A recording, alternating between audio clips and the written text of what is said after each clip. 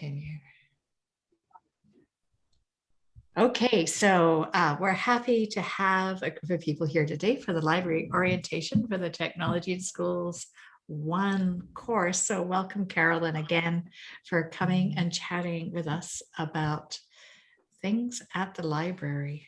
It's all yours. Thanks, Janet. So I'm actually going to start us at the library homepage. And before we wrap up, I'll take you into the eClass course and show you where you can also find library resources there. But okay, great. I thought it would be best if we start on the library homepage. And the reason why is that there have been some changes very recently to the main search box. So I just want to take everybody through that because I know some of you are already familiar with it, but it searches a little bit differently than it used to. So before we do that, I just want to point out that up at the top of the library homepage, we have information about the COVID-19 library services. So we've recently been able to reopen the curbside pickup and the book a seat in the Cameron Library. So if you happen to be in Edmonton and you want to use those services, those are now back up and running. I don't anticipate right now that the libraries will be fully open before this course is over. So you're most likely to be using the online resources, which is what we'll try to focus on today. But I just wanted you to be aware of any information you might need about what's actually open and what services you can do in person are going to be up on the top menu. So we've got this big giant search engine in the middle of the library page called Search the Library. And it says search books, articles, and more. So the big change here is that it searches all of these things now where it used to just search the books and you had to go to a different search engine to search for the articles. So I'm going to do a sample search here, and keep in mind that this database is searching across 300 or so different library resources in lots of different subject areas. And so we're likely to get a lot of material here. Some people like that. So I'll show you with an example. We'll do online teaching as our example for searching. And you do have to log in through this easy proxy with your CCID, and that allows you to have immediate access to everything in here. So you just need to pass through that login. And so now it's given me some results.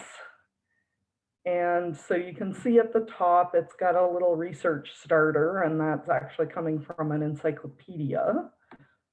And the next one we can see is a print book that's on the shelf.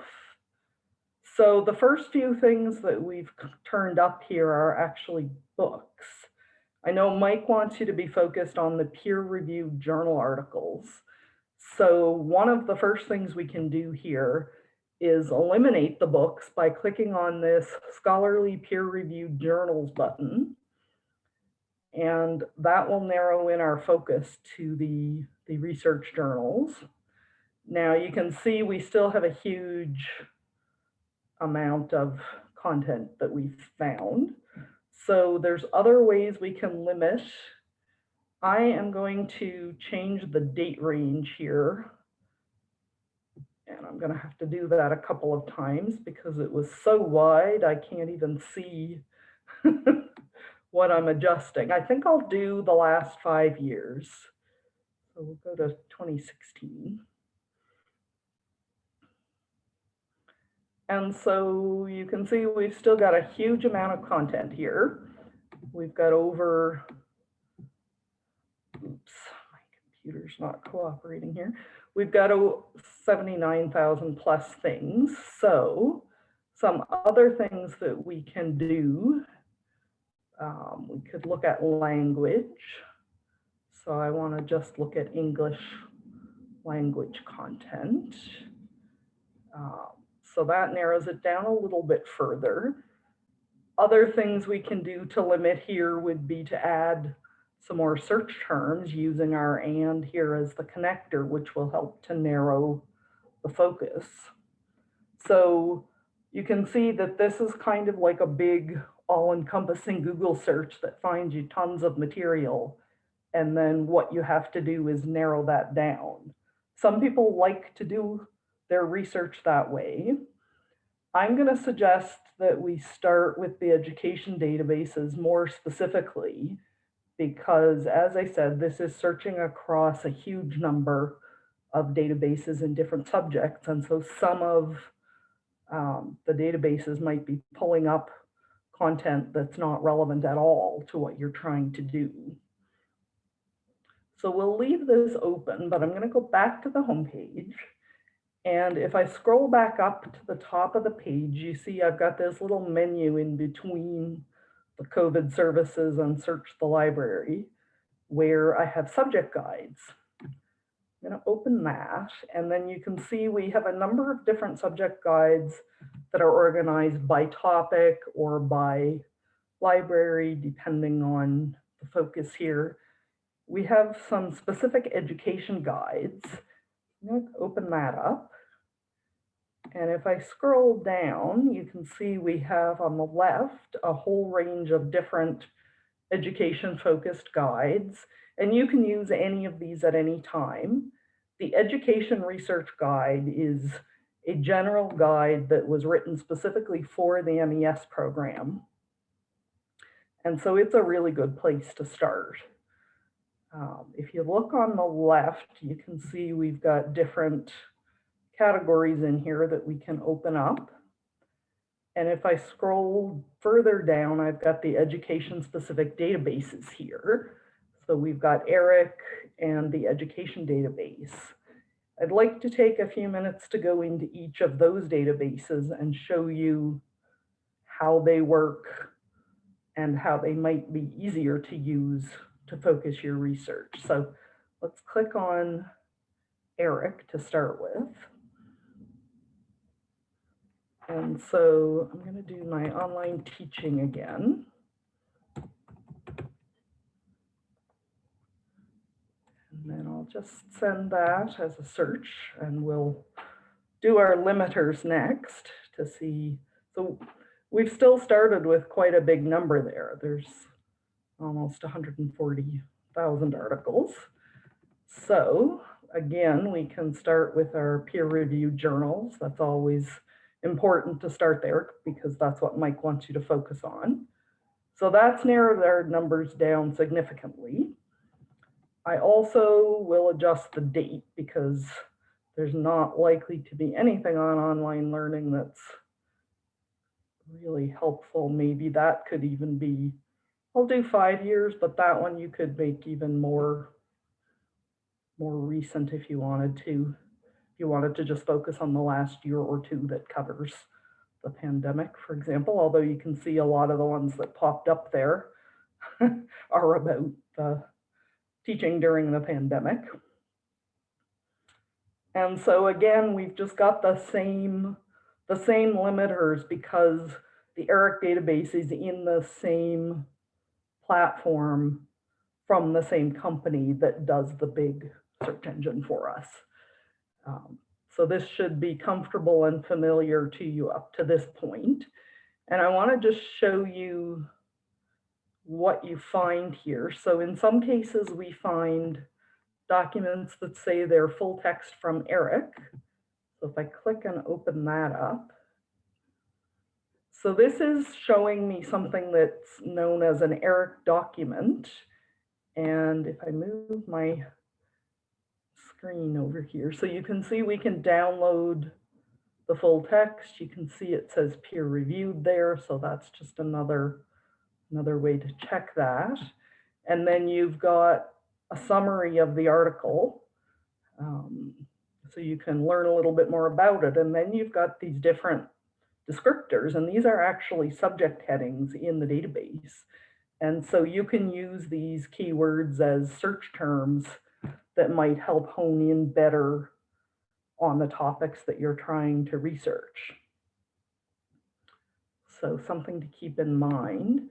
And you can see we've also got the subject headings listed here, although they're not links here, but they're still kind of showing you what keywords are showing up as subjects in the database. And if you're not using one, maybe there's one right there that suits your needs and you didn't think of that particular term.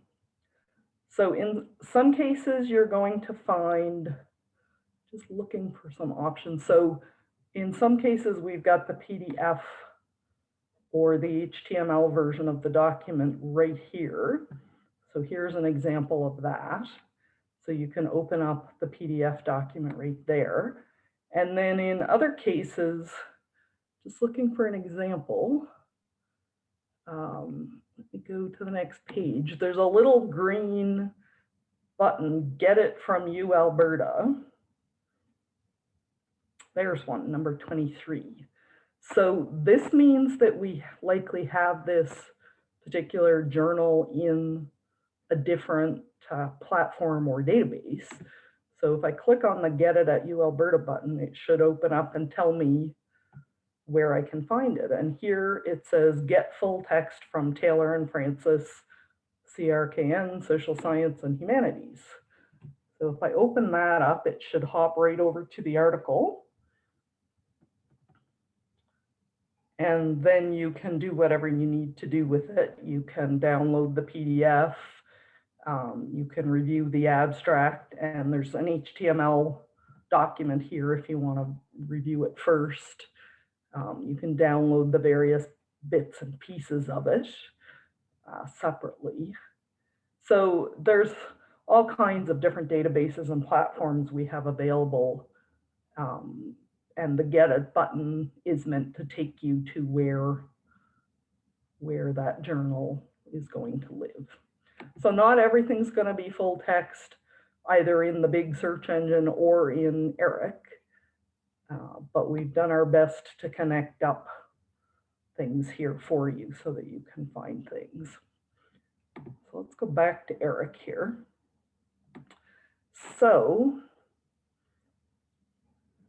now I want to just do a check because I'm not seeing, when I look at my subject headings here, I'm not seeing anything that's a subject heading called online teaching, right? So maybe that's not really the term. And the ERIC database has a feature called the thesaurus that most of our other databases do not have. And so this allows us to actually look up, oops, that's our search. I want to do it in here. So I'm going to look up online and just see what comes up. Okay. So it didn't find the word online by itself. And if you scroll down, you can see under online learning, so maybe that's the better term to use, but if I search that, that's not going to come up. The terminology that the database uses is electronic learning. So if I click on that, then I can hit this little add button, and it's going to add that to the top. And this is a search screen right here up at the very top. And so then I'm going to look for elementary. Let's see if elementary school students is the right. Yeah, so they do have a heading matching elementary school students. So I'll add, and before I add, I need to hit my and button because I'm trying to narrow that focus.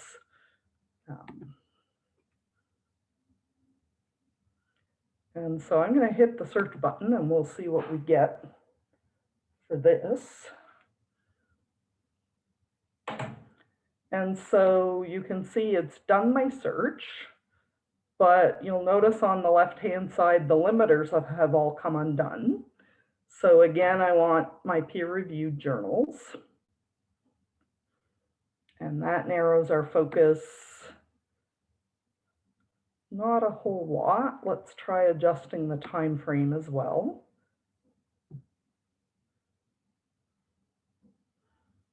So I've got 107. So let's say I wanted to look at a particular subject area. So I could put in here science, math, reading. Let's try science and see what we get. Okay, so that's given me 35 articles. So that's not bad. That's a couple of pages worth of articles to scroll through and look at and see if they might fit. If they don't really fit what you want, then you might need to come and adjust your search terms. It's always a good idea to keep track of the search terms as you think of them, just because the database may use phrases that you're not used to using, or you need to think about synonyms. Maybe it uses a synonym instead of the word that you've used. So it's helpful if you just jot things down as you go along. And I know some students like to be very organized about it and keep track of things on spreadsheets or Word documents or whatever, just to keep track. And some assignments you actually do have to describe your research process. So that can be helpful to keep track of that. So that's an example of the ERIC database and how the thesaurus can work for you. Before we move on, I'm just going to pause and see if there's any questions. And you can unmute yourself and speak up, or raise your hand. And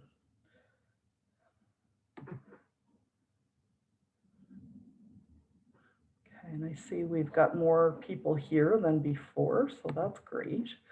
So does anybody have any questions? Do you feel comfortable getting started using ERIC and the big giant search engine from the same company that's built this ERIC platform for us? Yes, no, maybe? I'll say yes, because nobody else is saying anything. Looks like we've got something in the chat here, so. Candace says, yes, that makes sense. Okay. Thank you, Candace.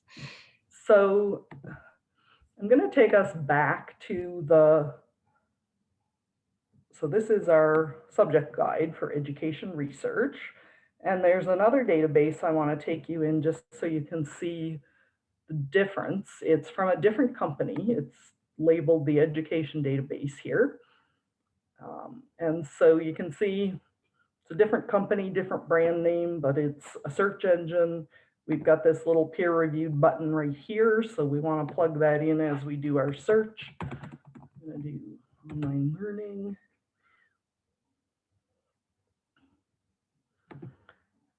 And then we can also adjust the dates here. So let's look for the last 12 months. And I'm just going to send that search away and we'll see what happens.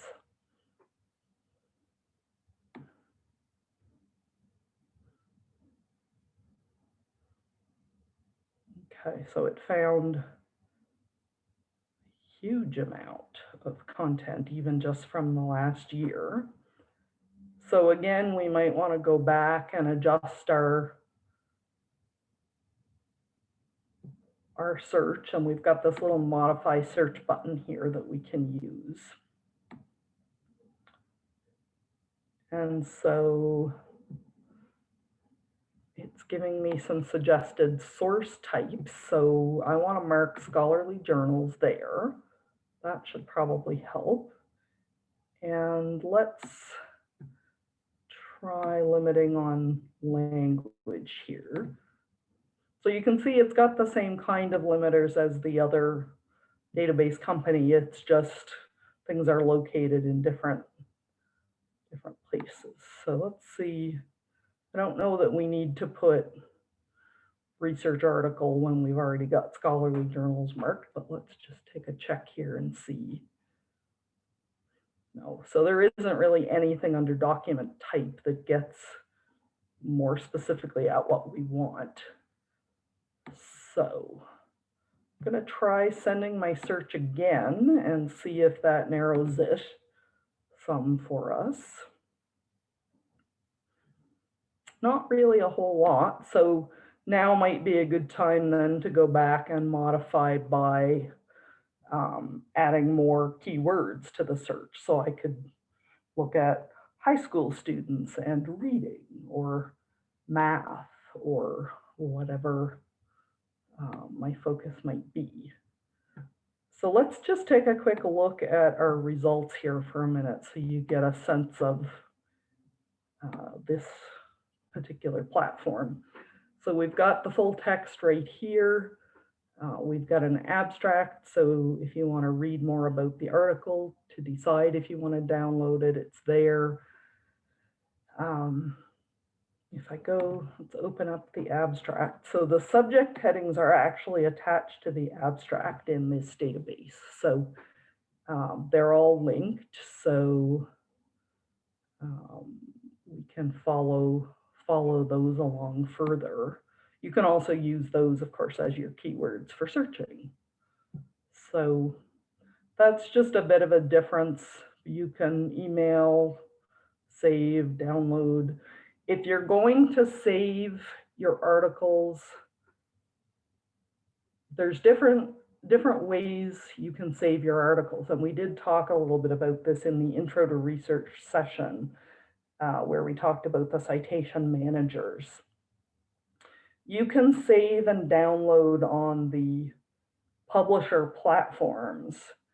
It requires that you set up an account and save, but of course, it's only going to save everything that we find in this database. So you're better off to use one of the citation managers if you're gathering from a number of different databases to keep everything in one place. And you can often collect the citation here. So this is select results, first to use the site email. So if I click on that, and then I can collect my site information. Let's see. And it's pointing us here currently to RefWorks First. That is a product that the University of Alberta will have until October 1st. So it's also mentioning a few other different kinds of free tools here.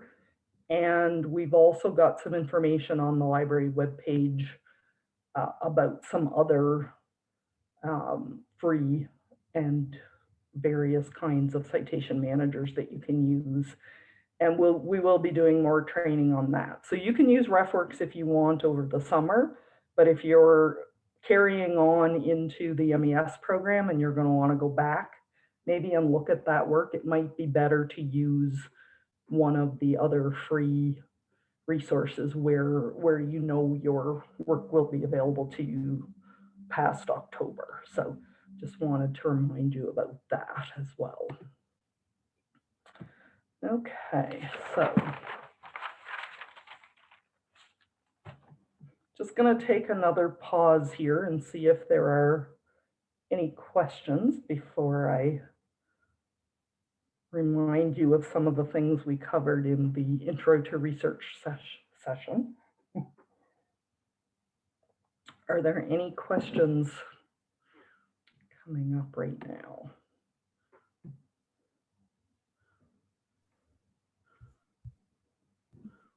Tammy's saying no. Anybody else?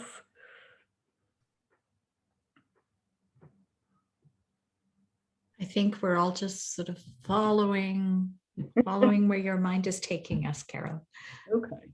So this is just an example of a couple of the different education databases. I see we do have something in the chat. Karen's saying all is good.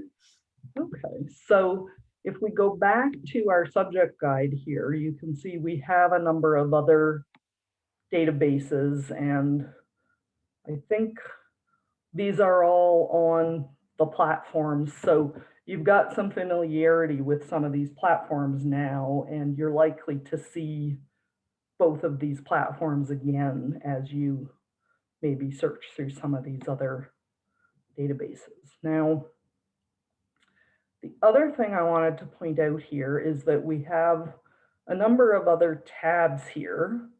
We have the APA citation style. So this is linked here for you. And there's a quick guide that I can open up. And this is just meant to give you an overview and how you would cite various kinds of sources. So it starts with journal articles, magazine articles, newspaper articles, books, ebooks, and so on. And then at the very end of it, we have an example reference list. And there's also this handy little anatomy of a citation document that's meant to show you in color coding sort of what each piece of the citation is, so that you can understand better, hopefully, how it's constructed. Of course, it's going to look a little different for a journal article and an ebook, for example. So that's why there's lots of examples there for you to look at as well. Now, if I go back to our education research guide, I'm actually going to take us back to the subject guides here. And if you look on the right-hand side, I just want you to see that we've got all these different guides that are not subject specific, but rather are sort of format or themed in a different way that could be useful for all different subject areas. So another way to get to citation information is to go to citation guides, and then you'll see our APA quick guide right there again. If you're looking for data for your assignments, or let's say you need some government information, you need newspapers. So we've got a number of different guides by sort of more format of information that could be useful for lots of different subject areas. And those can be found there. Now, let's talk about what you can do to find help if you need help while you're on the library homepage. And then we'll go to eClass and I'll show you what connections we've made between eClass and the library homepage. So this little Ask Us button takes me to, and you would have seen on our homepage, we also had this little chat box on the screen. And if somebody is staffing chat, it has this little available button that shows us someone's working and on duty and just waiting for your questions. And this is a good place to go if you have a quick question and you don't want to wait for me because I'm busy teaching a class and then I've got a meeting and my next time I'm free is tomorrow morning maybe. And you just need to know, how do I search for a book in the library? Or where is the APA guide? I know Carolyn said it's here somewhere and I can't find it. Or, you know, where was the information on how to do curbside pickup? Because I really want to get my hands on something that's physically in the library. So this is a good place to go to ask a quick question like that. If what you need is more in-depth help, where you can maybe tell me, I tried searching the databases and I didn't find anything on my topic. I spent a whole afternoon and I'm stuck. That's a good time to call on me. I can book a research consultation with you and I can try to walk you through what you've done so far, find out from you where you searched, what keywords were you using, and we can kind of brainstorm maybe other places to look, other keywords to use, other topics to think about. Maybe you've just hit on a topic where we don't have any research done yet. And you need to think about your topic a little bit differently. So that's when a research consultation with me would be helpful.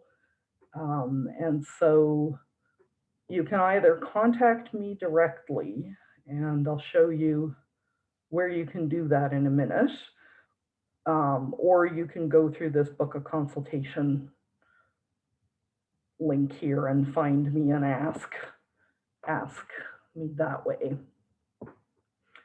So this is your help that will be available. Typically, unless you've booked something with me in advance, I'm sort of manning my home office from, 9 to 5-ish. If you need help on an evening or a weekend, I can certainly try to get myself available to you for that. I just would need to know that a little bit in advance so I could plan to be available for that. So let's go over to your e-class. It sounds like maybe not everybody has seen e-class yet. So I'm logged into your class, and I'm going to move our images over so we can see. So Mike, I don't know if you wanted to give a little tour of the course first, or do you want me to just talk about the library resources? No, I think you should just talk about the library resources. I think at the end we'll bring this back up a bit and I can mention to the students what's there, but just continue on with your trend of thought here and then we'll come back to the class itself, because some of the students just found out today, I mean, a lot of them, most of them, how to even get to eClass. I'm not even sure they even clicked on a button and know what eClass is or where it is. So it's the same with the University of Alberta main page. You went right to the library page, but there's a way to get there through the main page. Oh. And all those steps are missing, like for a lot of the students who are just coming to the university for the first time after many years.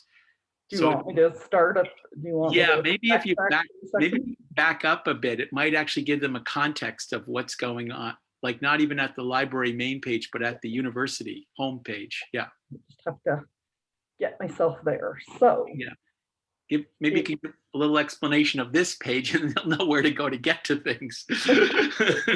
Okay, so this is the library for the university homepage. You can see it's got information for various groups of people here, and then it's got some topical things. So if you want to find out about programs and admissions or faculties and so on, there's lots of different links here. There's lots of newsy stuff as well. Right. There's links for grad students and undergrad students here. Right. And the main thing, I think, Carolyn, is at the top of this page, at the very top, you'll see you'll see up there on top. One is the library over there, right next to that little magnify search thing. And there's eClass right there. And the one next to that is your email. So you can gain access to your email. And then a little bit over, forget about maps. You're not coming to campus. It's all virtual. And the other is Bear Tracks, which will take you into the course that you're registered in, which you don't really need to worry about because you've all been registered by the university, by the program, by the PLU unit. So these three at the end, I'm pointing here, email, eClass, and the library are the most important to everybody in this class. So we clicked on the library button to get to the library. That's where Carolyn started from. Now, if we click on this eClass button, Carolyn clicks on that, it'll take you to this page. And then from there, you click on the University of Alberta accredited courses, because that's what you're taking. And that should log Carolyn in. Carolyn's probably got access to 100 courses, but those are not what we need to see. You have to search down. Most of you won't have, you'll just have, oops. Oh, you want me to show? Yeah, just scroll down a bit and you'll see where our class actually is here, right there. So when you find your class, and most of the students in this class will just have one class to access, you click on that button and that takes you to where Carolyn was. And so you'll notice to the right-hand side of the screen, we have a library resources block here. So this is the only part of the eClass page that I am allowed to kind of work with. And so I want to show you, because I've tried to tailor this for your course. And so we start off with a couple of different library guides. So the Education Research Guide is where we were hopping to the different databases from, ERIC and the education database. We've also got a link here to the Robotics and Computational Thinking Guide. And so that's another one, depending on what your research topic is, could be useful to you. And then down below here, if you want to see all of the general guides, again, there's a link to all of the subject guides there. The next thing on our list is Introduction to Research. And that's actually the first session that Janet and I did earlier in the spring, winter and spring, to talk about using APA citation, what research is all about, how you would go and identify a peer-reviewed journal. So that's there if you want a refresher at any point while you're working on your paper. Maybe you want to go back and watch that. So we've recorded that session for you. Then we've got links. So this is the link over to the APA quick guide here. And then I've got a bigger tool that's called the citation tutorial. And so this we talked about in the intro to research, but this is here again as a tool that you can use at any time during your studies. And it's just an overview of how you do APA citation. And it has some tutorials in it and some little quizzes to walk you through to make sure you're understanding how the APA citation style works. And so if you want a good refresher before you get to doing your paper, or you want maybe to look at how to do your references at the end, this is a good tool to walk through. And you can look at it in all of its whole, or you can look at it in little bits and parts as you might need them. So it's helpful because you can come back to it at any time, and it's just linked right on your eClass page. I've also just got a quick little video here on finding peer-reviewed sources. So again, it's just another 1 minute and 30-second review of what a peer-reviewed source is in case you need that. And then I've got my contact information here. So if I click on this, it should pull up. So there's my contact information. Please ignore the phone number. I'm obviously not at that phone number right now because we're not on campus, but my email is there. And if I should happen to be out of the office when you reach out, I'll have a message that will pop up and give you, like, if you need a research consultation, it'll give you the link to ask for a research consultation. And so if you need some quick help, it'll give you that link. So I am here mostly through the summer and through this course. But if I'm not, I'm trying to provide you with other people who can help you out. And if I happen to get busy with research consultations and I need some help, I might call on some of my colleagues who also work with the education department. There are a number of us. And so if I had too many consultations to juggle at once, I might ask for them to help, but I'll do my best to be the one available to work with you if you need help.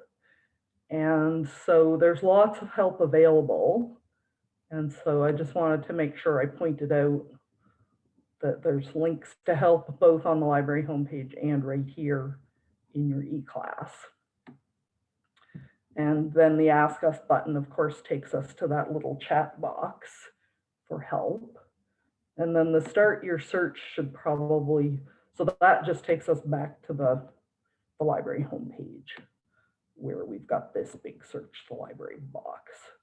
So that kind of takes us full circle to where we started. So I will pause again here and see if there are any questions, and we'll pull up the eClass since that's the last thing we were looking at. Are there any questions?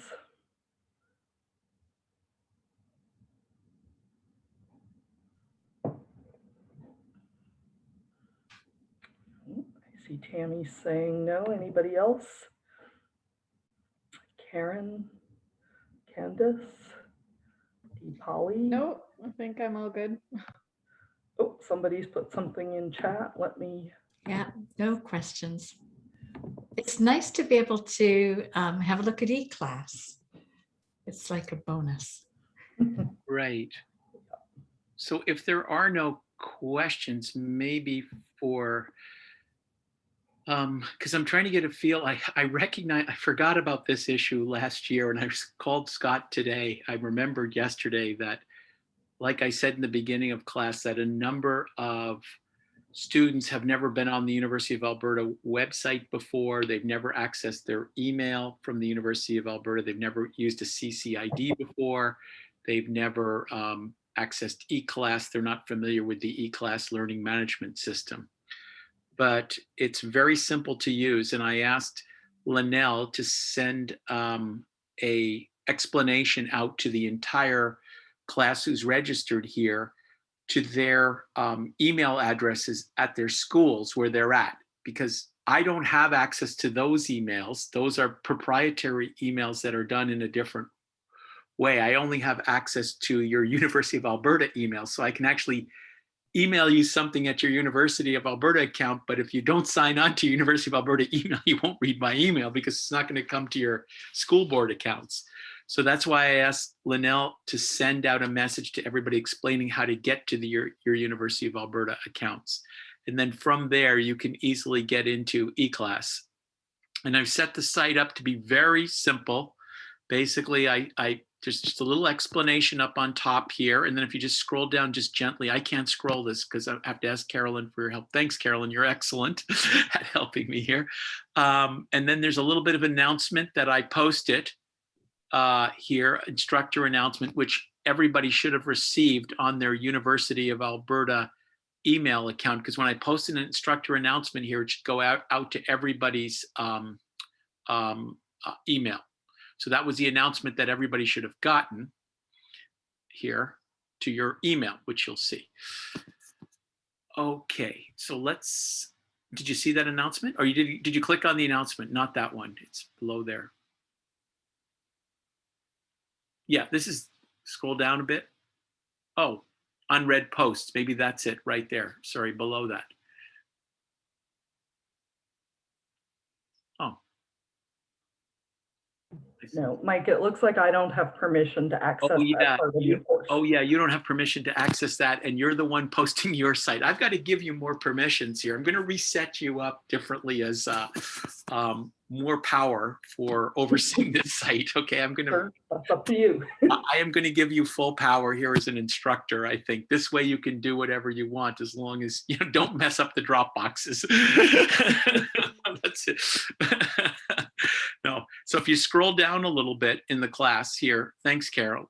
I have the syllabus here, which you can click on. You don't have to do that now, but if you do it, there's the syllabus and everything's here. So let's go back to the class. And then below is the most important part of the course, I think. This is where you actually upload your evidence, depending on which group you're with. If you're with Edmonton Catholic School District, if you're with Edmonton Public School District, or if you're with ERLC, each one of these has a different Dropbox, and you go in there, you'll see your name there, and it's pretty easy to upload your 2-page executive summary. I think in the case of the Catholic board, they're going to upload a link or something to their certificate. And the public board should be uploading a summary too. And ERLC is uploading a 2-page summary, right? Janet? Correct. Correct. Look at this. I made a mistake already. I've got to change this because this is portfolio evidence Dropbox. I got to change that to say portfolio evidence Dropbox for the ERLC. Okay, and then below that is the rubric. Carolyn doesn't have to click on that. This is just basically a evaluation guide or a rubric for your paper.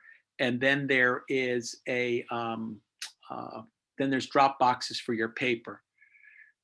So the rest of that is the course resources you won't see as a student. They're hidden because these have all been moved up.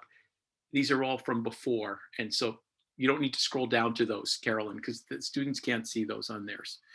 So, okay. So I sent an email out to the class, which I think everybody should have gotten on my site. So I guess Carolyn can't see it, unfortunately. I can't change your privileges right this second, Carolyn. Okay. But the email basically welcomes everybody to the class, and it also gives my personal email, my University of Alberta email, which you can email me anytime. I gave everybody in this class my cell phone number. So please use that judiciously and text me first. I'm more than happy to talk on the cell phone with students. Last year, I probably talked with half the students on a cell phone call. Others, I did Google meetups with. Some students I didn't talk to at all. They just submitted their paper and their portfolio, and I never heard from them or saw them. So they just wrote up what was there. So different students want to talk about different things. Some don't want to talk. Some do want to talk, whatever. And I'm available basically from now until August 13th. Now, not all the time, day and night, but a lot of days and like weekends or whatever. I'm pretty free with my life. So if you're going to text me, if you want to talk by text, please, if you want to talk by phone, text me first, and then we'll get a time going. So try not to text me during hockey games. That's my one caveat here. Okay, so are there any questions? Yep. I just opened my U Alberta email, and yes, we have received the email that you mentioned. Also, Betty has emailed our University of Alberta email, as well as the ones that we registered for the program in, a personal email or school email, that as well. Betty has emailed us about access to eClass and UOA email. Yes. It has how to access eClass and how to access UOA email that Yes. she has sent us. Thank you, DePauli. And that yesterday I called Scott and I realized that some students wouldn't know. So I asked Betty and Linnell to make this up for the class. Betty actually has, Linnell made up the information and she passed it to Betty, who has your email addresses for your school boards, which I don't have access to, because this is the only way I can communicate with you through a secure communication through the University of Alberta as a student. I don't communicate with your school board access, your emails, just through the course site.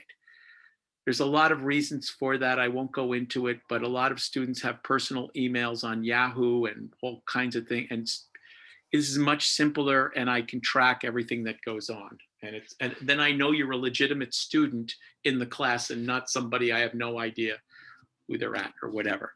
That's been part of the problem with just outside emails. Does that make sense to you, to everyone? Yeah. Okay, thank you. Thank you for clarifying things. So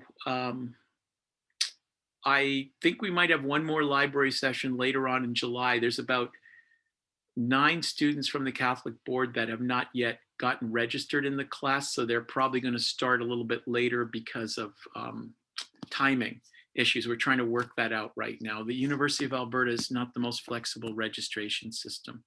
So, and I'm sorry about that. So are there any questions to me while I've got this small group of the class here? I think I've only got 1, 2, 3, 4 students. So Candace, you're already in a program at the university, or you already had access? Is that I correct? think, yeah, I've been doing a diploma program. Oh, okay. So you're already familiar with eClass and everything and University of Alberta. Yep. Yeah. Yeah. Mhm. So this is not an issue for you. No, I'm okay to go. I was just looking at the drop boxes, and I don't know, did you say that I don't know, our representative from our district will let us know what our evidence, like which evidence to attach? Which district are you with? I'm with ECSD, so we have my portfolio was approved by my reps, but I don't know what to put So, in the Dropbox. so Trish, I need to get in touch with Trish. This happened to me last year where she's supposed to have some kind of a certificate of completion that you've done Oh, okay. in a URL or something like that, that you have that instead of a 2-pager, I've got to look back at the email of what she wants to upload for your evidence of completion. I just need to track, part of this is I just need to track this for university rules and regulations that you did the work at the school board that we agreed to, and I have some evidence to show that if this was ever audited or whatever. What happened last year, Candace, was I had people handing in like videos and lesson plans, and I'd get like 100 things in the Dropbox. Okay, sounds good. Yeah, we have it on a Google site, I guess, right now. So maybe that's what Let they. me email. Okay. Don't worry about it, Candace. I'm going to email Trish and see if Okay. I can get a call and get a conference call with her for the for ERLC and EPSD. It should be fairly straightforward, except I named the box wrong here. Okay. I'll fix I that. just saw when I clicked on it, I think the due date is 2020. Oh, it says is? it's overdue. Oh, Yeah, okay. just Hold a on. little thing, I guess. I'll go and change all those today. Okay. Okay, that's my fault. All right. But I was gonna say mine, I clicked in there and it said my paper was 320 days late. Okay, I will change that all because, okay, I added those in from, what I did was I migrated the site from last year and then I had to update everything and I forgot, I changed the dates on when the course started, but not the dates on the submission. I'll go in and do that right away, okay? So don't submit anything yet. Just wait a day or two, everybody, and I'll fix it. So thanks for pointing that out. That's a big plus. It should be very, very easy to use. Tammy and anybody there, DePauli, Karen, Tammy, anybody who, Candace has obviously used eClass before, but for the rest of you, it's extremely simple to upload documents.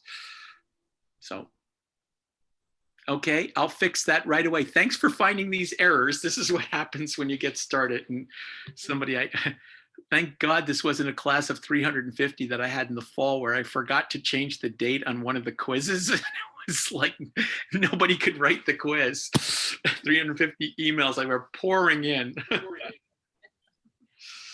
Like the joys of rapid prototyping. Yeah. So also this year I've changed it to make individual drop boxes for each of these. So I deleted the ones that I had last. I only had one Dropbox for the whole class. Now I've got them by domains, like Catholic Board, the Public Board, and ERLC. And by the way, Janet, there are no Catholic Board people or Public Board people in ERLC, are there?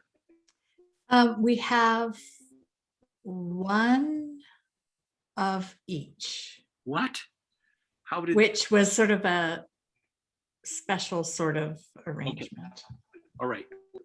Okay. I will let that, I don't know what that is, but that's good. But they will submit through the ERLC Dropbox okay, for sure. Okay, good. All right. Okay, that's good. All right, that's perfect then. So are there any more questions for everybody? I'll fix those dates. Thanks for pointing that out, Tammy. And I'll create access for you, Carolyn, that gives you godlike access here. So well, while Mike is giving that access, I'm going to stop our recording.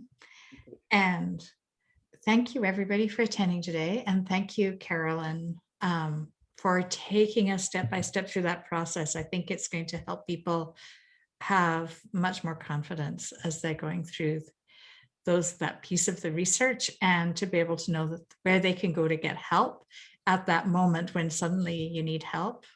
Thank you for being there for us. And thanks, Mike, too, for showing us eClass. And A visual provides so much more clarity, Yes, doesn't it? it was a little bit I was trying to movie class around and Carolyn had the cursor, so because she had posted the slides, but that worked out great. I really feel great that working with the both of you this year has been great. Janet and Carolyn, it's been fantastic. It's great to have Carolyn here for the library access. This is the students in this group get some pretty excellent library support compared to the regular. I mean, they get like primo support here. Yeah, yeah. I have a So- feeling that Carolyn's going to learn lots about educational technology in schools in the next She's little going to while. learn lots about searching for terms like cyberbullying, 5,000 references or whatever, and narrowing them down. So, Well, and I'm working with some other classes too. I'm working with the residency classes that are Oh. starting up soon. So the ones that start in July. yeah, Wow. yeah. Wow. So, That's a lot. That's a lot of students to juggle. well,